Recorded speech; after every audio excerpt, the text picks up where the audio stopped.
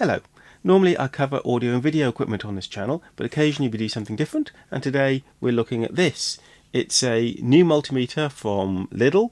It's a Parkside DM300 C3. Now a few people have already covered the C2 variant of this multimeter on YouTube, but this appears to be a new model, so let's have a look at it. Okay, the first thing that's different about the C3 version of this machine is that it's boxed, and the C2 version I think comes in sort of a blister pack and cardboard. Now it's obviously a fairly low cost multimeter. It only costs £10, and for a auto-ranging multimeter £10 is quite a good deal. It does, however, only have a 3.5 digit display, so it's going to be a little bit limited in its precision. Quickly looking at some of the specifications, it's rated for 300 volts only. Most multimeters will go a bit higher than that. If we look at this old multimeter here, this one's rated up to 1000 volts, or Cat 3 at 600 volts. So a more expensive multimeter, you will get a higher set of ratings. The precision as well is going to be slightly less on this, but the amount of ranges it has is good, and interestingly it has a square wave signal generator, 1 kHz, which could come in handy from time to time. We just have 3 terminals here, so the common, and then this is input and also the output for the square wave, and this is where we will connect current ranges.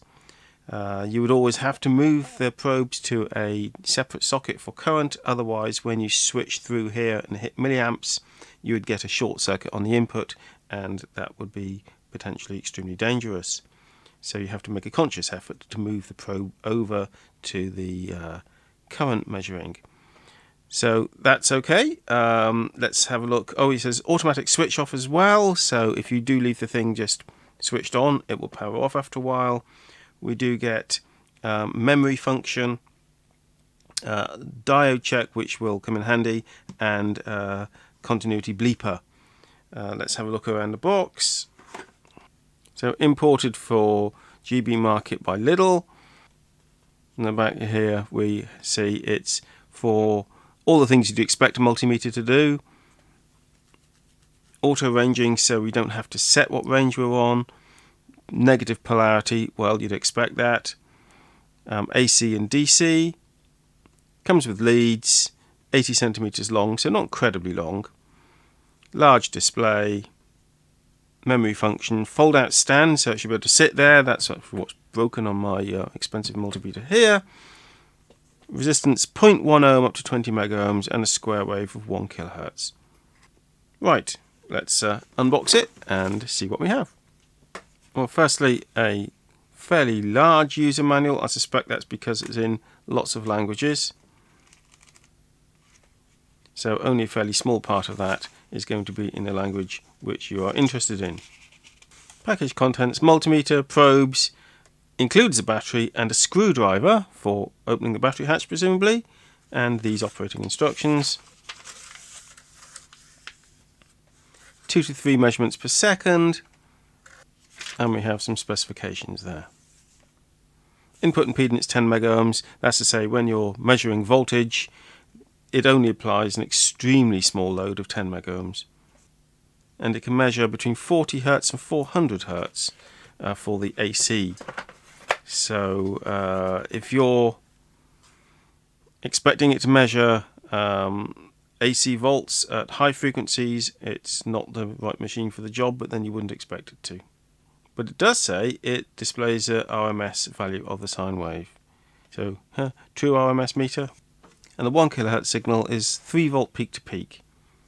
The maximum current range, it says, is 10 amp, but only 2 amp for continuous, so I guess it'll get hot and bothered if you put a lot of current through it for a long time. Okay.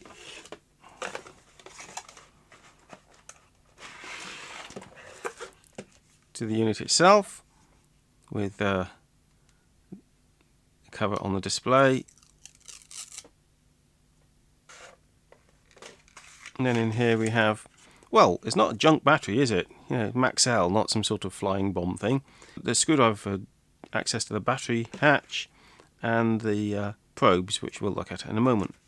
First impressions, well, it feels a sensible size. Let's have a quick look at the fold-out stand. Oh, it's a bit stuck. Okay, actually, that's reasonably stable. I quite like that, actually. Shrouded sockets. Quite a positive feel to the switch. Not bad. Best before on the battery is 08-2026, so that's a long life on it. And you know, it's okay, it's made in China, but it's a proper alkaline battery, branded one, so they've not overly cheaped out on the battery.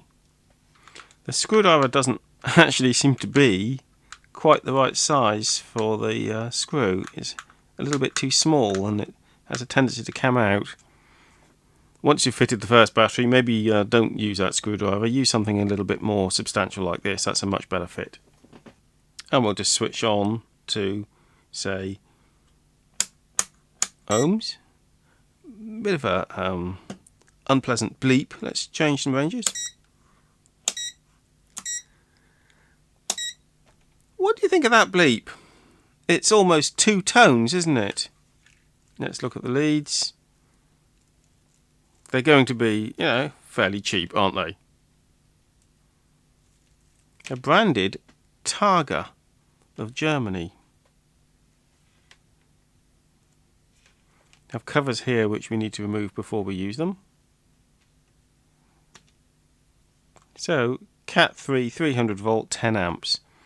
Do you know, I suspect the 10 amp warning about taking a lot of current for a long time may not be so much the multimeter as these leads. They're fairly thin, and 10 amps through these would generate a fair amount of heat. There's another brand name there which I can't read. All Sun or something like that. The points on them, well, the non-insulated part of this is very short, so well, I can see why you don't want too much conductor there, but you might find some circumstances in which you can't really get to what you're trying to get to because this plastic will get in the way. And furthermore, if you want to connect something else to this, like croc clips, you could find that difficult. So, for example, I have occasion to connect that to something, and yes, that's going to tend to happen. So these are going to be a bit hard to use under some circumstances. This cover doesn't pull off, does it? No. No, I could see these could be a little bit difficult to use on occasions. Let's connect up the other end. Fairly positive. And we'll do, I'll try to connect this to see the ohms go down to some value which should be pretty low. And it's reading 0.3 ohms, which seems perfectly believable. So 0.2 ohms would appear to be the resistance of the leads or terminals as well as leads and any offset inside the device. Let's switch to the continuity check. So we'll short those together. And that's quite good.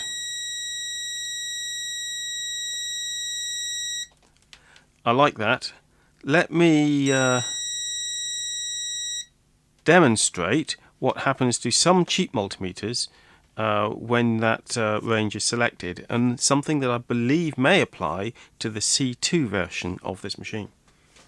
Here is another low-cost multimeter. I'll put it into the continuity test and listen. As it's sampling, it's clicking. And depending what you're testing, that could give you misleading results. So you never want to hear that clicking noise. You always want the continuity to be a solid beep. Let's see how quickly it stops beeping when I remove the connection. That seems very quick, on and off. That's exactly the way it should be. This button here is marked select, but I think what it really is just the AC DC connect switch for current. So it's a bit of a vague description. So if you're selecting DC volts, you get that, you take this position, and AC volts is that one. So if I press this button, it will presumably do nothing. Correct. And on ohms, it will do nothing. Continuity, diode test, square wave output. Odd that it says overload when it's doing an output test. What happens if we short it? Nothing. It just sits there with overload. Perhaps it could have had something more intelligent on the display. Then for a current range, we would now need to switch over to the current connections, and that switches AC DC. Similarly for the higher current settings. And then we have another off position. I would say that that could have been described a lot better. Okay, we have a hold to hold a reading, so we'll do that now. So we're going to look at this 12 volt battery, so that's DC. We'll deliberately choose the correct polarity initially.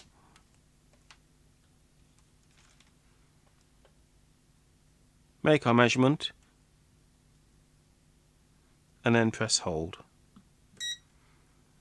H comes up on the display, and that is held there now until you're ready to read it or do something else. Okay, if I release it, press the button, presumably it releases it. Yes. And we saw that there was 12.86 there in the forward reading. Let's do the reverse and confirm that we get minus 12.86. Very good. And this is using the best resolution we can get out of this display, so we're using all 3.5 digits. Measuring the same voltage on a more accurate multimeter, we're seeing 12.81 volts, so 12.86 was a very good effort. What we seem to lack is a button which can do relative measurements, so and there's no reason this couldn't have been added. It would have been nice if, for example, when you make a measurement, you can hold that measurement and then not just hold it, but then make another measurement which is relative to it. So it's a button that most multimeters like this one will have, and it's only a matter of a bit of firmware. All you'd have to do is store the number and then make your next measurement relative to it. So, for example, if you're trying to measure the difference in a voltage, you can store what it's at before you make a change, and then see what the voltage has become after you've made your change.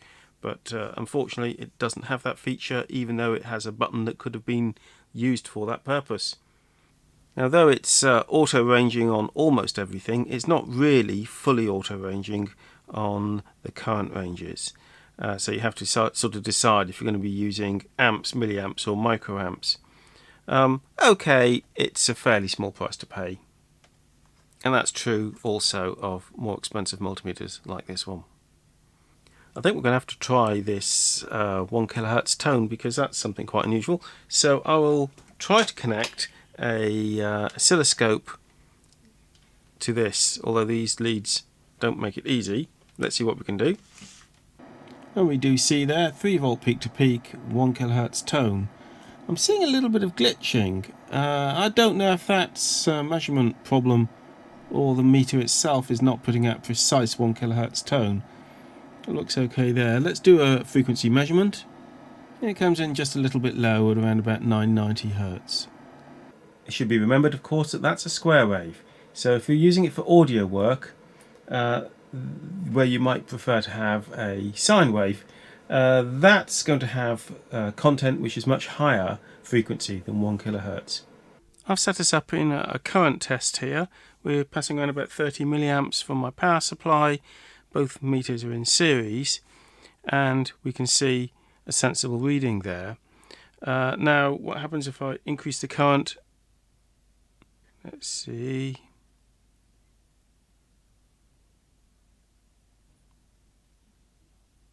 So reading hundreds of milliamps. Now this is only good for 200. If I go beyond that, there's a risk of blowing the fuse. Okay, that's sensible. Whereas this one's rated at 400 milliamps on that range. Now, this meter, you have to switch over to a current terminal to use any current measurement, and a 10 amp one for high currents. This one measures current on the normal terminals for low currents and has a 10 amp range. There's a distinct hazard with that, and I'll talk about that in a moment. But let's just do some more measurements. So now we go to the 10 amp range, and we should be able to read. I can deliver about 2.1 amps on this power supply. Let's just do that. And in fact, at some readings, I get more resolution on this cheap meter than I do the more expensive one. I get an extra digit because of the way it does the auto-ranging. So that's quite encouraging, isn't it? But let me show you what happens if you make a mistake now. If I was to turn this down to a milliamp range, then we're using the wrong terminal for that, but it still gives us a reading. So now it's implying that we get 2.5 milliamps, when in actual fact we've got 250 milliamps. And we switch it to microamps, it says we're reading 25 microamps. Well, we're actually reading massively more than that. So I would say that's a little bit dangerous. I think it should refuse to do any readings on the incorrect terminal. That's not clever. What does this one do? If I switch this one to milliamps when I'm on the 10 amp range, it actually continues to measure correctly. So that's a more intelligent way to operate. If I switch to microamps, it actually makes the same mistake. So I can't criticize this cheap meter for making the same mistake as this one, but I don't think it's wise to make current measurements using the same input as high impedance measurements, because it does mean if you're measuring a high voltage and you turn this control too far when you're having a head fit, you hit one of the low current measurements here, you will create a short circuit, and the first thing it's going to do probably is blow the fuse, but you might potentially damage something. You really don't want to accidentally apply a short circuit to your terminals. So having a separate terminal for even the low current measurements is much safer than turning the switch and having the potential to short something out, because it will, when I select the low current measurements, present a short circuit on these terminals, or something pretty close to a short circuit. So I think that's a little bit dangerous building it that way. Let's make a few other quick measurements. We've got it on ohms. This is a precision resistor 698K. So let's see what that reads. 698K, so that's accurate. I'm going to do AC volts measurement, and I'm going to take it towards the top of what it can measure. So it's rated for 300 volts. I have a home-built isolation transformer contraption with lots of tappings. I'm going to take it to around about 270 volts. Right, we're ready to switch on the transformer. Let's see what I get. Quite quickly auto-ranged, and 266 volts AC. That's all looking sensible. Let's use the screwdriver they supplied to take a look inside the unit, because it does tell you in the manual how to take it apart so that you can get to the fuses. Yeah, the screwdriver actually is a better fit for these screws than it is for the one for the battery hatch. Okay, now having taken the screws out, how do you get it apart? Oh dear. It's not that easy, is it? Sort of pull on one edge and get your fingers in there and pull some more. There we are, it's coming apart now. So looking at the connections here, the 10 amp is already marked on a board there. The circuit is very simple. It goes straight through that fuse, then the load resistor here, the shunt resistor, to common. So for 10 amp circuit measurements, it just takes that path and it measures the voltage across the shunt resistor to calculate the current. It's a white fuse, which makes me believe it's a high rupture current type, so it won't shatter under failure conditions. Then on this side we have a 250 milliamp fuse, because this terminal is used for lower current measurements, so that has its own fuse there. There's the buzzer, which I heard earlier was making sort of a 2 tones. I think that may have died away, so it could have been just it was a small manufacturing error. The display is there behind that. There's 2 notches here. It makes it look as though it has a potential for adding a backlight, perhaps. We also have some LANs and bits and pieces that aren't populated. These look like they're probably for either calibration or reprogramming, factory reprogramming potentially, also possibly for test. Oh look, closer examination here, these components look like they are for backlight. We could potentially upgrade it, because there's a LAN there for Q3, which is a transistor. We've got some resistors and LED terminal there, so presumably somehow that LED would reach over to these backlights. How you would operate the backlight, we don't know. It might be a button that's not installed, or it might just time out. But yes, there is the possibility of adding a backlight. Shall we take this off and have a look underneath?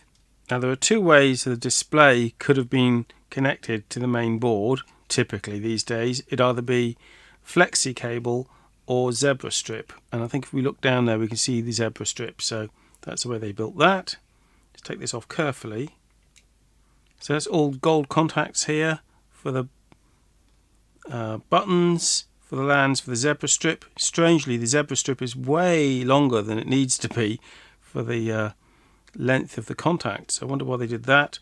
Possibly just to support the display. Here the contacts for the rotary switch. And then this is the switch. I'm going to be very gentle with this. Right. So that's sort of greased. If you look there where you have those undulations in the plastic, and these ball bearings rest on them, and there are, I can see springs underneath the ball bearings. It looks like, there we go, we lose one. It looks like potentially it could have had up to 4 of those, but I don't know why you'd need more. So if you ever do take this apart, be very careful not to lose those ball bearings or springs. I'm going to put that together carefully now. We have a date code here, 2821, so that would have been made 28th week of 2021.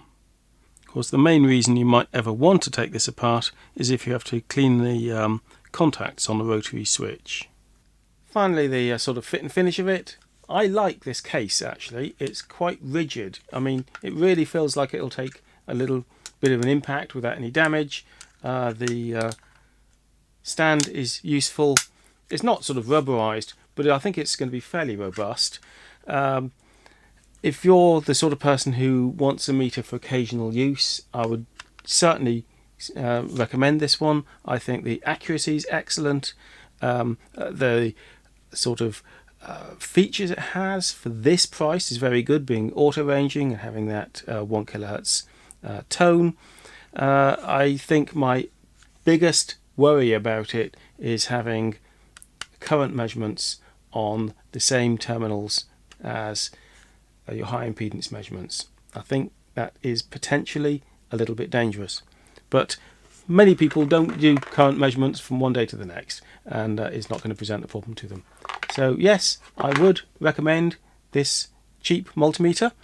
Now, of course, normally I do lots of content on audio and video technology, so do have a look at the outro of this video if you're not one of my subscribers already, and take a look at the sort of thing I get to mess around with.